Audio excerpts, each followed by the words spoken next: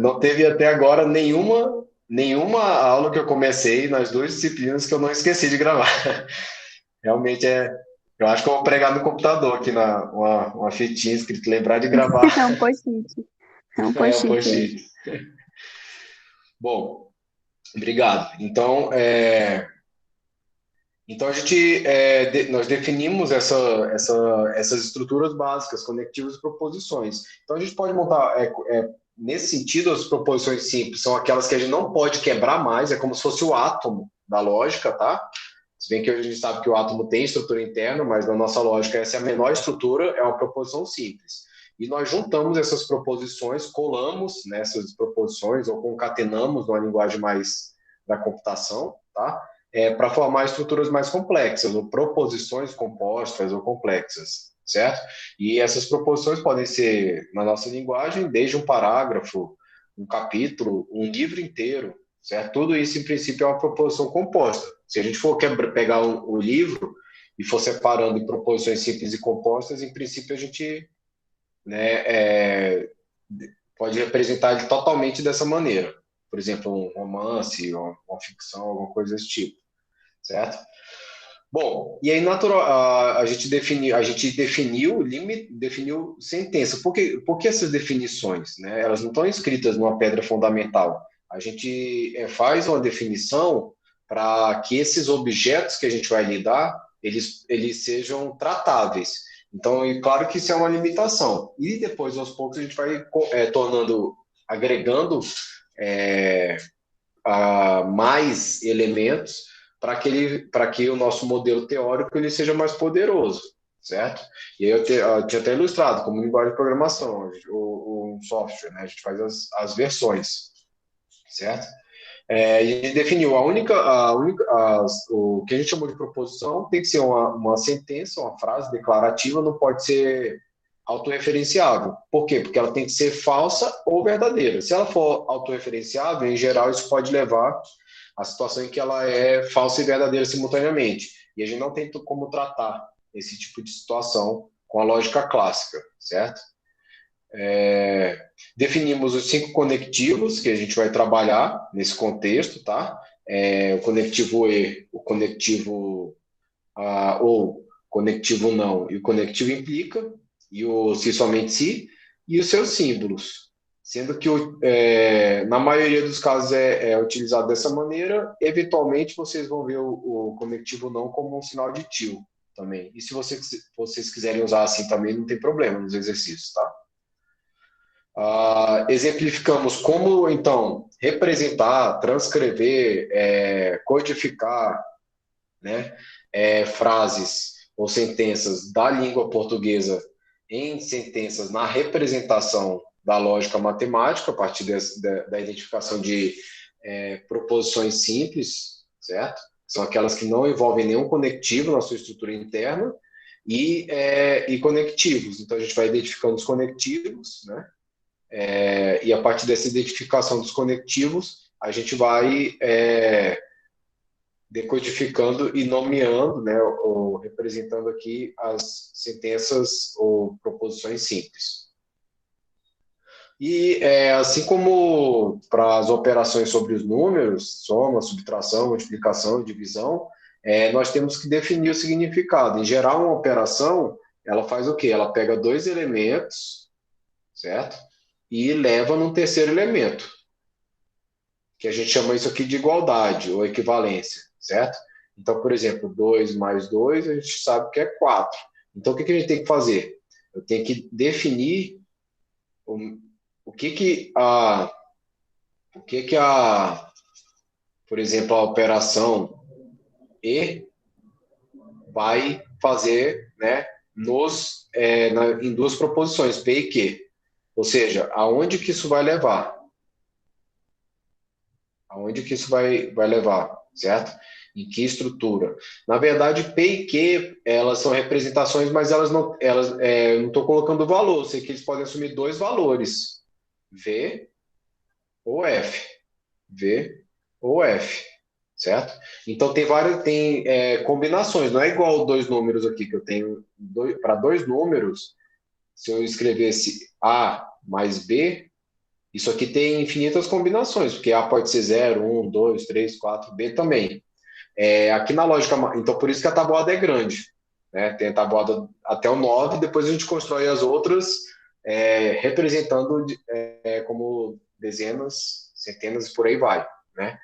Mas é infinito, não acaba nunca. Para a gente, não. Aqui só tem duas possibilidades para cada, então isso aqui gera quatro possibilidades. Eu só tenho que analisar quatro. A nossa tabuada da operação E só tem quatro linhas, certo?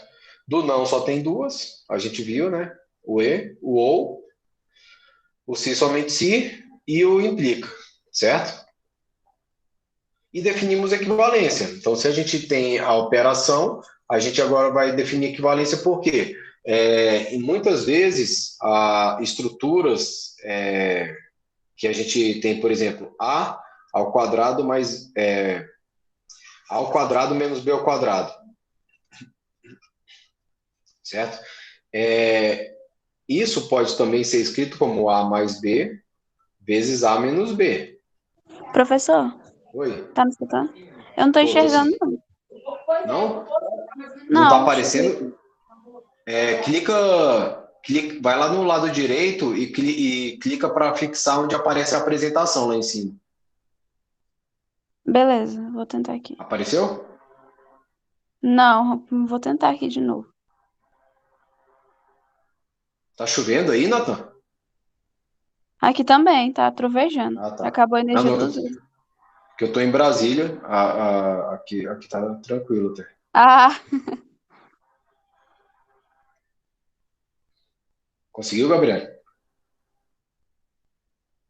não, mas eu vou continuar tentando aqui. Tá, Pode mas não tem continuar problema. falando. Vê se você. Ela tava aparecendo e sumiu, foi? Não, na verdade, ela não tava aparecendo. Eu achei que, tipo, Isso que não tava projetando nada mesmo. E você tá no celular ou no computador? no celular. Então você tem Deve que. ser. Tá vendo os nomezinhos aí embaixo? Aham. Eu acho que você vai ter que clicar neles e vai aparecer o meu nome aí. Aí você vai clicar no meu nome.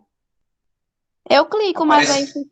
fica Só que só, aparece. tipo, o seu Tem M de três. Marcelo. Só que tem três vezes meu nome aí. Uma que eu tô no celular, uma que Hum, eu tô no computador e a outra que é a apresentação. Clica numa delas. Uma delas vai ser a apresentação.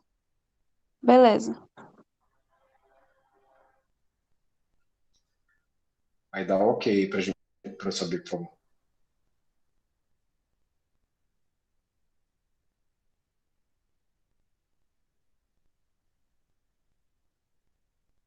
Pode continuar a aula, eu vou continuar procurando. Se eu não achar, eu falo pro senhor, tá?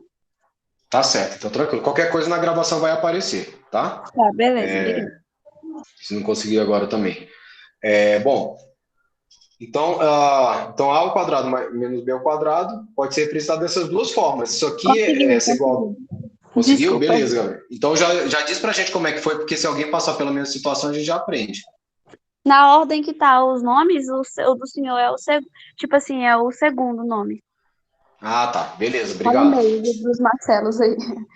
Tá ótimo, obrigado. Então, essa igualdade aqui, que a gente está tão acostumado a falar, na verdade é uma equivalência. Ela está dizendo o quê? Que essa expressão é equivalente a essa. Equivalente significa o quê? Que elas são literalmente iguais? Não. A forma delas é diferente, mas que elas sempre dão o mesmo resultado. E aí a gente testa com os números. Então, por que é bom saber essas coisas? Porque às vezes eu tenho uma expressão dessa aqui, por exemplo, A ao quadrado menos B ao quadrado sobre A mais B. E aí você fica olhando para isso e fala, não tem muito o que fazer, não. Vai ficar assim. Só que se você representar dessa outra forma, a mesma coisa, você vê que cancela e você tem uma coisa mais simples. Então, a gente trabalha as equivalências para poder realizar operações, para poder realizar passos lógicos, ou seja, coisas que são equivalentes, e obter coisas mais simples, né, ou coisas mais complexas. Depende de que você quer. Se quer fazer uma demonstração, uma simplificação, por aí vai. Isso acontece na álgebra, que é esse exemplo que eu coloquei, mas acontece também na lógica. Tá? Então a gente vai querer também aqui deduzir teoremas, né, com o que for, para poder usar como ferramenta, né, para aplicar em várias situações. E a gente, então, a gente definiu que duas sentenças, elas são logicamente equivalentes e possuem sempre os mesmos valores verdade. E é exatamente o que está aqui, ó. A ao quadrado menos b ao quadrado só é equivalente a mais b vezes a menos b, porque para qualquer número que você jogar, seriam os valores verdade, né, dessa álgebra, 1, 2, 3, 4, 5, 6, ao invés de b ou f, vai dar o mesmo resultado. Por isso a gente diz que elas são equivalentes, certo? E aí eu fui pegar exemplos, tá lá gravado na aula, né? E a gente, então, passou para um terceiro passo, que é o quê? A gente começou a pensar, bom, se agora eu conheço como montar as tabelas verdade, será que agora eu posso utilizar, assumindo que uma sentença é verdadeira, ou seja, por exemplo, uma sentença do português, se eu faço uma frase e assumo que ela é verdadeira, porque uma frase é uma sentença, então se eu assumo que ela é verdadeira, e se eu assumo que alguma coisa sobre parte dela, por exemplo, aqui a gente usou, se a aula não é chata, então eu falei que aula chata é falso, certo? Essa parte aqui eu estou falando que é falso. Será que eu consigo inferir alguma coisa sobre outra parte da sentença? E a gente viu como fazer esse processo. A gente monta a tabela verdade, só que agora essa sentença ela já tem três proposições. Três proposições dão 8 linhas, né? Que é 2 elevado ao cubo, que é 8. E a gente viu que começa a ficar muito complexo, certo? É útil? É, mas tem limitação, assim como a aritmética. É muito bacana, é útil, mas tem limitação. Né? Para ir além, a gente precisa, então, também construir algo mais poderoso. E foi exatamente onde a gente parou. Ou seja, na construção agora do cálculo proposicional, certo? Então, o que a gente vai querer... o que justifica construir um cálculo de proposições? A gente poder fazer análise, né, de sentenças grandes, ou seja, que tenham muitas proposições, sem ter que gerar as tabelas verdade para um número que vai dar um número muito grande de linhas. 2 ao cubo é 8, então se tiver quatro proposições já é 2 à quarta, 2 à quarta é 16. Se tiver 5 proposições, 2 à quinta já é 64. 2 à sexta, 2 à sétima, 2 à oitava e por aí vai, certo? Então, cresce muito, cresce exponencialmente, né? O número de linhas, isso faz com que seja uma limitação. Então, a gente vai introduzir o cálculo proposicional, certo? Ele vai servir para a gente analisar problemas mais complexos e a gente vai também, assim como em matemática, entre a aritmética e a álgebra, a gente vai ser capaz de deduzir novas coisas. Então, por exemplo, em matemática, todo mundo, a gente tem um teorema, né, famoso, que é o teorema de Pitágoras. Perdão, igual a C ao quadrado, certo? Que relaciona os lados de um triângulo retângulo, certo? Ok? E se a gente ficasse focado na aritmética, a gente nunca ia conseguir trabalhar, deduzir esse teorema, que é útil assim como todos os outros teoremas. Da mesma forma, a lógica. Então, o que acontece? Assim como a gente na álgebra trabalha provas, dedução, né? Métodos de dedução, na lógica proposicional, a partir do cálculo proposicional, a gente também vai fazer isso. Ok? Bom, e para fazer isso, a gente vai fazer, vão ser importantes dois tipos de proposições em relação ao seu comportamento, ou seja, aos valores que ela pode receber. A primeira é a tautologia. Quando falar tautologia, pensa assim, é uma coisa que é sempre verdade. O nome está aí porque é uma construção que vem com a construção da lógica, que remete aí aos filósofos antigos. E contradição. Contradição é aquilo que, né, vai ser falso, sempre. Então, por que a tautologia é importante? Pensa só, que eu quero usar aquela expressão lá, a ao quadrado mais b ao quadrado, perdão, menos b ao quadrado, né? A ao quadrado menos b ao quadrado é igual a mais b vezes a menos b. Aí eu falo, eu quero demonstrar alguma coisa usando isso. Mas isso aí só vale para A igual a 3 e B igual a 5. Então começa a ficar complicado. Eu quero ter sentenças de prova ou deduções que sejam válidas, né? Que sejam gerais, que sejam válidas para todos os valores verdade. Ou no caso dos números, que valham para todos os inteiros ou para todos os reais. Então, esse tipo de situação não é uma situação boa né? Trabalhar com sentenças que às vezes são falsas, às vezes são verdadeiras. Portanto, a gente vai trabalhar com.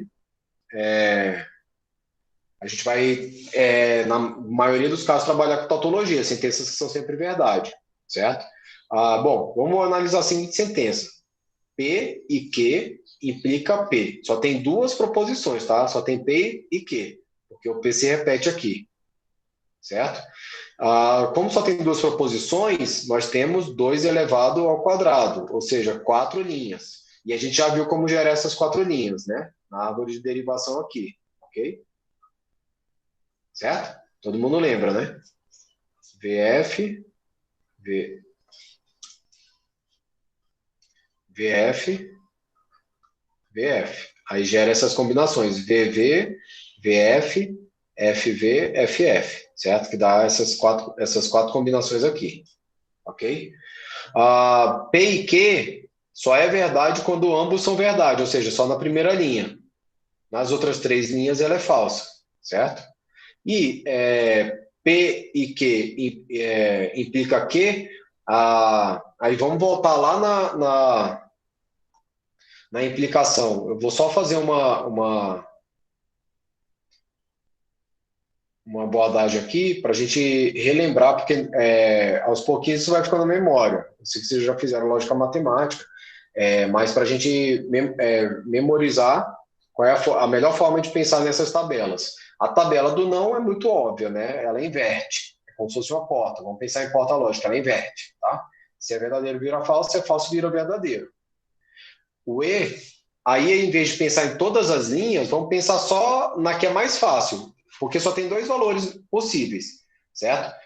A que menos aparece é a verdade, então vamos pensar nela. Então a gente lembra dela e o resto é ao contrário dela, é falso. Ou seja, quando ambos são verdade é verdadeiro, o resto é falso, certo?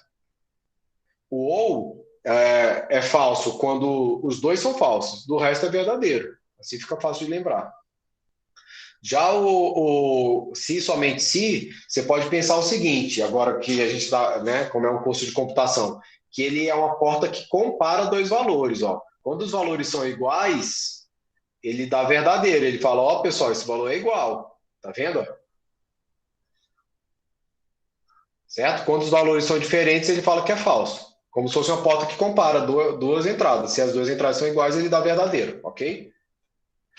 E o implica, você pode olhar da mesma forma que eu falei para memorizar. O que ele tem menos é falso. Então é só memorizar quando ele é falso. É quando a premissa é verdadeira, ou a causa, tá? Que é o que vem primeiro aqui da seta, e a consequência é falsa. Tá vendo? Então, quando acontece a causa e eu não verifico a consequência, é porque não tem relação de implicação, ou seja, a relação de implicação é falsa. Do resto é verdadeiro. Com isso, a gente consegue lembrar sempre que precisar, tá? Porque vão começar a aparecer expressões assim, para a gente analisar. Que ao invés de aparecer o P implica aqui, aparece alguma coisa e implica outra coisa. Então, o que eu preciso saber? Que esse cara aqui, ele só é falso quando isso é verdadeiro e isso é falso. Aí eu vou aqui olhar, então, quando que isso pode acontecer? Isso aqui, ó, é o P e Q, quando ele é verdadeiro, só acontece aqui. Então, para que essa expressão seja falsa, isso só vai acontecer se isso aqui for verdadeiro e o que for falso, mas não está acontecendo essa combinação, certo? Então, ele nunca vai ser falso nessa tabela. Vai ser sempre verdadeiro. Verdadeiro implica verdadeiro, é verdadeiro. Falso implica falso, é falso. Verdadeiro, perdão. Falso implica verdadeiro, é verdadeiro. E falso implica falso, é falso. É verdadeiro. Então, essa expressão, ela é sempre verdadeira. Portanto, a gente chama ela de uma tautologia, tá? E ela, é a partir dela que a gente vai pegar e trabalhar os métodos de dedução, Ok? Bom, então a sentença que só possui valores verdade verdadeiros é denominada tautologia, certo? Isso aí a gente já viu na aula passada também, agora estou lembrando, né? Quando é uma tautologia, a gente vai representar ela em aplicação, vai representar por uma dupla seta. Se for um si, somente si, por uma dupla seta, né? Também em ambos os lados, ok? E aí inicia aqui agora o que eu costumo falar que são as nossas ferramentas. Então o que a gente vai fazer? A gente vai deduzir um monte de leis, certo? Ou descobrir, né, um monte de leis, de regras que valem sempre, ou seja, que são tautologias. E se elas valem sempre, significa que eu posso sempre utilizar quando elas forem úteis nos meus procedimentos de prova, de demonstração, certo? As duas primeiras, elas são muito importantes porque elas vão tanto para a lógica quanto para a parte de sistemas e circuitos digitais, porque elas vão ajudar a gente a simplificar, certo? Expressões lógicas ou, né, evidentemente, circuitos lógicos, certo? São as leis de De Morgan, ok? O que as leis de De Morgan fazem, em princípio? Elas pegam uma expressão que tem um E, e está negada, certo? E vai levar numa outra expressão que é o ou das negações. Tá vendo aqui, ó? É como se fosse uma distributividade, só que não é bem distributividade porque o e vira ou, certo? Então, o que as leis de De Morgan vão fazer para a gente é isso. Deixa eu só descartar essas alterações para não ficar poluindo muito. Então, é isso que elas vão fazer para a gente, certo? Então, o que ela vai dizer? Que a negação de um E é equivalente ao ou das negações, certo? Essa primeira aqui. A segunda lei de De Morgan vai falar a negação do ou é equivalente ao E das negações. Então, você vê que tem uma simetria entre ou e E, quando a gente trabalha a negação deles, certo? Ok? Essa simetria, lá em teoria de conjuntos, ela vai acontecer também para as operações de união e interseção, que até eu acho que na aula passada eu tinha comentado isso com vocês, certo? Então ela vai acontecer. Como que a gente sabe que isso aqui são equivalências, né? Ou são tautologias? A gente tem que deduzir, tem que provar, certo? Como que a gente prova? Fazendo a tabela verdade dessas duas expressões aqui, certo? Bom, para tautologias da seguinte forma, eu tenho alguma coisa de um lado, que é um E, certo? Implicando uma outra proposição. Eu vou representar assim, ó. Coloco o que está vindo primeiro no E em cima, o que está vindo depois embaixo, com as chaves, e vou ali associar, pela implicação como tautologia, a outra proposição, certo? Então, é como se a gente fosse falar, a partir de C e D, eu posso concluir E, certo? Antes de passar aqui para o modo pôneis, vamos provar uma dessas duas aqui, até porque elas estão como exercício, mas é para vocês já verem como que funcionaria aqui esse método de prova, para obter essas expressões.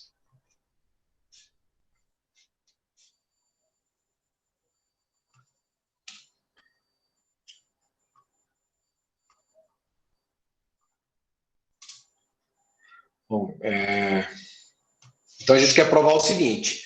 Vamos supor que a gente quer provar aqui primeira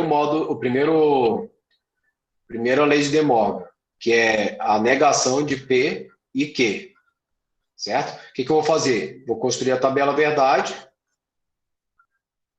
Quais são os valores que eu posso ter aqui para a tabela verdade? Para P e Q. Verdadeiro, verdadeiro, verdadeiro, falso, falso, verdadeiro, falso, falso, certo? Eu estou falando que isso aqui é equivalente à negação de P ou negação de Q. Então, para poder fazer essa comparação, eu vou escrever aqui a negação de P e vou escrever também a negação de Q. Certo? A negação de P é o quê? Pegar essa primeira coluna e inverter, tá? Então, se é V, vira F. Se é V, vira F. Se é F, vira V. Agora, a negação de Q é pegar a segunda coluna ali do Q e inverter. Se é V, vira F. Se é F, vira V. Se é V, vira F. Se é F, vira V. Certo? Agora eu tenho tudo que eu preciso. Vou escrever o primeiro lado lá. P e Q. Qual é o resultado de P e Q? Ele só é verdadeiro quando ambos são verdadeiros, ou seja, só na primeira linha. Certo? Então, ele só é verdadeiro aqui. Ó. Pega essas duas primeiras colunas. A linha 1, verdadeiro, verdadeiro. Então, ele é verdadeiro. Do resto, ele é falso. Agora, vamos negar ele. Vamos negar. P e Q. Para ver o que dá. Negar o P e Q é inverter esses valores aqui. Se é verdadeiro, vira falso. Se é falso, vira verdadeiro. Certo? E, por fim, vou fazer aqui a negação de P ou negação de Q. O ou, ele só é verdadeiro, perdão, ele só é falso, ele é falso quando ambos são falsos. Do resto, ele é verdadeiro. Então, onde estão essas negações? Nessas duas colunas aqui, ó. Vou olhar para elas e comparar. Falso e falso. Opa, é justamente quando o ou é falso. Quando ambos são falsos. Dos outros combinações, falso, verdadeiro, verdadeiro, falso, verdadeiro, verdadeiro. Ela é sempre verdadeiro. Aí, quando eu comparo essas duas colunas, que são as expressões que estão aqui, ó, elas são iguais, sempre tem o mesmo valor verdade. Ó. Isso é igual a isso é igual a isso, igual a isso, igual a isso. Então, elas são equivalentes, sempre. Portanto, a lei de De Morgan, essa lei, ela é uma tautologia, certo? Elas sempre são equivalentes, portanto, ela é uma tautologia. É sempre verdadeiro. Entenderam? Tudo bem, pessoal? Beleza. Bom, oi, pode falar, Fábio. Sim, Fábio, ok. Pessoal, acho que está certinho, né?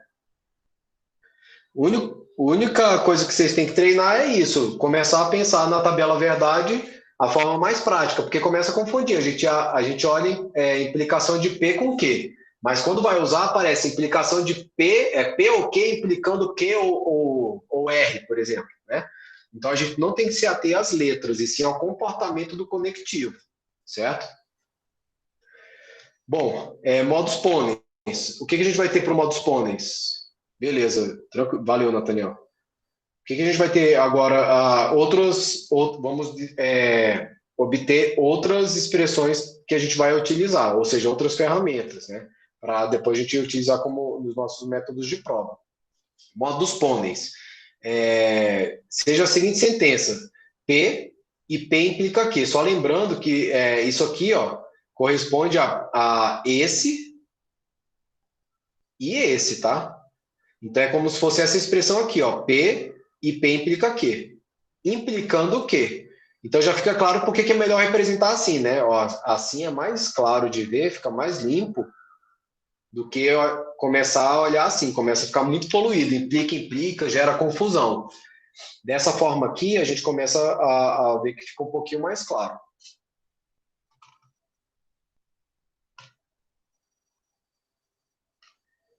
Certo? Isso aqui a gente vai chamar de modus ponens, certo? Como que a gente vai ler isso? A gente vai ler P, certo? P.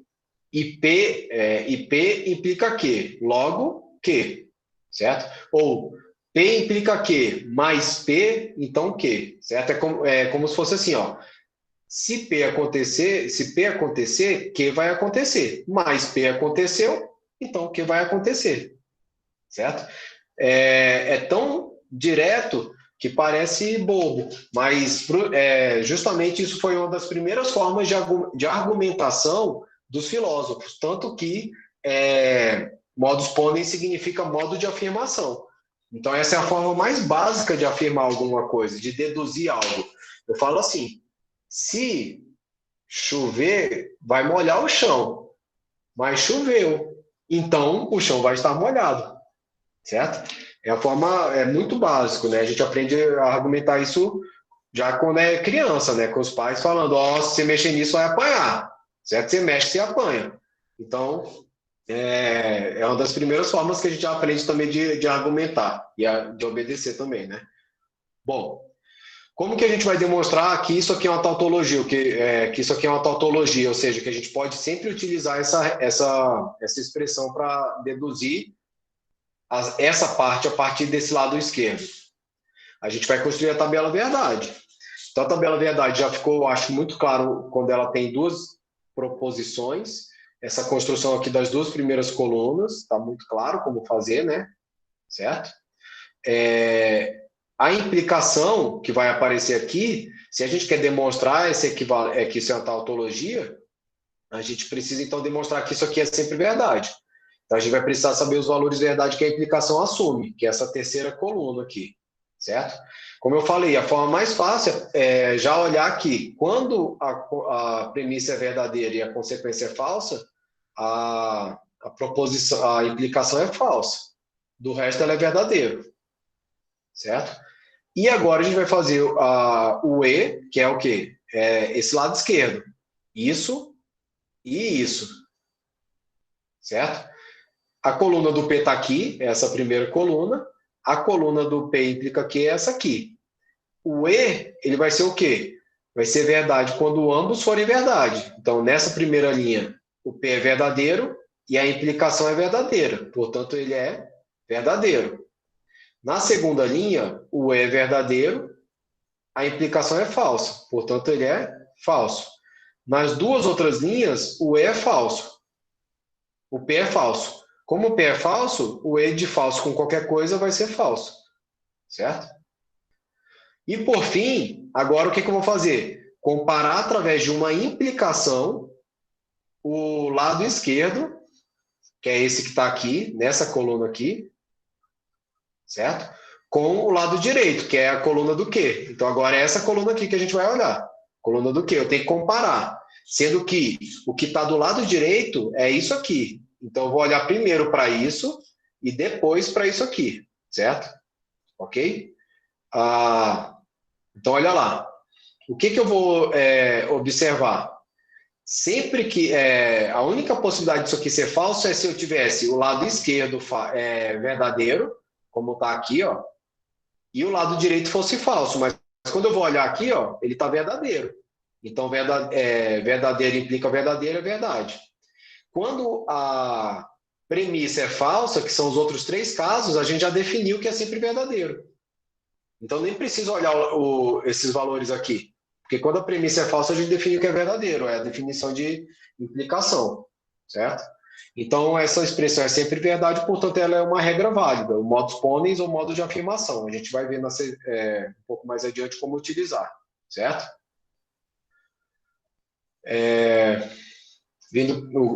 Só está dizendo aí o que eu já falei, como eles argumentavam. Se o primeiro, então o segundo. Mas o primeiro, portanto, o segundo, né? Se mexer, vai apanhar. Mexeu, tá vendo? Apanhou. Não pode bater em criança, tá, pessoal? É lei. Bom, então vamos lá. Modus tollens. Exemplo 1. Agora o modus tollens. Modus tollens significa modo de negação. Então, quando a gente remete a palavra tolo, vem disso, né? Vem de negação, aquele que nega, certo? Uma pessoa que sempre está negando, certo? É isso que remete a palavra tollen, da qual deriva tolo, e aí a gente associa a negação, certo? Então, a forma de negação. Assim como tem o modo de afirmação, tem o modo de negação. E aqui eu vou deixar para vocês como exercício, mas o que ele vai ser? Da mesma forma que o anterior, eu vou falar, se o primeiro, então o segundo. Mas não o segundo, logo, não o primeiro, certo? Então é um modo de negação. Aí, da mesma forma, constrói a tabela verdade, todos os elementos, e isso é uma tautologia. Se é uma tautologia, eu sempre posso utilizar. Significa o quê? Que eu posso substituir o lado esquerdo, quando ele aparecer, pelo lado direito. Lembrem que essa seta ela é unidirecional, então eu só posso substituir isso, por exemplo, A por B. Nunca posso fazer o contrário, B por A. Tudo bem?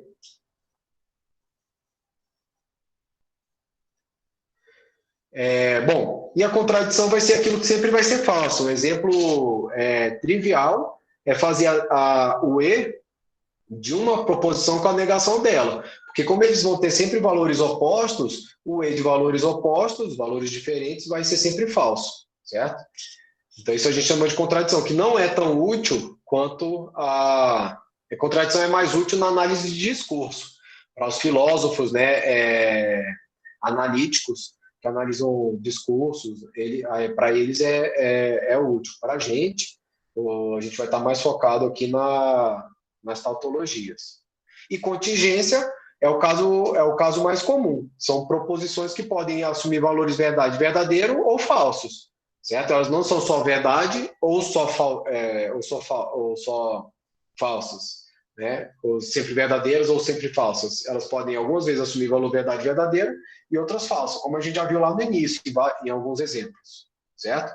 Então a gente tem tautologia, contradição e contingência, certo? E aí, então, a gente pode agora começar a pensar em trabalhar regras de dedução. Por quê? Eu quero, a partir de coisas que eu sei que sempre são verdade, deduzir novas coisas que sempre são verdade. É assim que funciona a nossa forma de construção de modelos teóricos. A gente sempre vai avançando, pegando tudo aquilo que a gente conhece, a lógica válida e deduzindo novas coisas. Novas coisas válidas, certo? Então, esse tipo de construção de lógica a gente chama de regra de dedução, certo? Vou pegar um exemplo aqui, ó. Nosso professor não recebe um salário adequado à sua formação. Se nosso professor é rico, então nosso professor recebe um salário adequado à sua formação. Isso é uma frase somente, né? Certo? Perdão, é um parágrafo, certo? Então tem aí, a gente pode, se for pensar do ponto de vista lógico, a gente pode sair da linguagem do português e começar a pensar isso em termos de lógica, para verificar se realmente isso aí é consistente, certo? Então vamos fazer o seguinte, quais são os conectivos que estão colocados aqui, ó? Não recebe, é uma negação. Se, então, é uma implicação, certo? Recebe um salário adequado à sua formação. E aí a gente pode pensar, então, que tem duas sentenças só aqui. Nosso professor é rico, certo? Se nosso professor é rico, então, nosso professor recebe um salário. Aqui é a negação de receber um salário adequado. Então, só tem duas proposições. São três proposições, são três elementos ali, mas uma é a negação da outra. Então, ali vai ter, nosso professor é rico, que a gente vai chamar de P, e nosso professor recebe um salário adequado à sua formação, que a gente vai chamar de Q, certo? A frase que corresponde àquela sentença vai ser não que, ou seja, nosso professor não é rico, ponto. Se nosso professor recebe o salário adequado à sua formação, então nosso professor é rico, certo? É a segunda parte. Então eu posso pensar o seguinte, que e essa escrita, certo? Não que I, P implica que é justamente o lado esquerdo do modus tollens, do modo de negação. Então, eu posso substituí-la pela expressão não P. Mas quem é não P? É nosso professor não é rico. Se P é nosso professor é rico, é nosso professor não é rico. Então, afirmar isso aqui é a mesma coisa que afirmar não P, ou seja, nosso professor não é rico. Certo? Aí você vai falar, não, mas ele recebe salário bom? Não recebe, não importa. Porque, como a gente falou, nosso objetivo na lógica, e o objetivo da lógica não é analisar o significado, a semântica, e simplesmente a gramática. Então, a relação entre esses elementos. Poderia ser, nosso professor é bonito. Se nosso professor é bonito, ele é modelo, certo? Mas nosso professor não é modelo, então ele não é bonito. É a mesma coisa. O significado não importa, só importa a relação entre as proposições e os seus conectivos, certo? Bom, então a gente pode juntar, assim como a gente fez para o modus ponens e modus tollens, a gente pode começar a propor várias regras e tentar e demonstrar se elas são válidas. Quando elas são válidas, eu posso utilizar, certo? Que são outras regras de equivalência. Assim como a gente já, eu mostrei aqui para vocês a lei de De Morgan, que é essa daqui, né? A primeira, a gente pode, fica como exercício demonstrar a segunda, que é fazer a tabela verdade. Tem outras várias para a gente provar. A dupla negação é simples, certo? De fazer, e as outras é bom fazer a tabela verdade para verificar, porque elas vão ser úteis. A comutatividade é direta, porque a tabela verdade ela não está distinguindo, ela está comparando dois fatores, então ela não está distinguindo quem vem primeiro, do e do ou. A da implicação e já da implicação distingue, certo? E associatividade. Então, basicamente, são essas regras que a gente pode utilizar para trabalhar a dedução, certo? Que a gente vai chamar de regras de equivalência. Equivalência significa o quê? Que eu posso tanto trocar o lado esquerdo pelo lado direito, quanto o lado direito pelo lado esquerdo, certo? Ao contrário das regras de dedução, que só pode ir numa direção, como é o modus tollens e o modus ponens, certo? E é isso que eu falei, pode tanto deduzir B a partir de A, quanto A a partir de B, certo?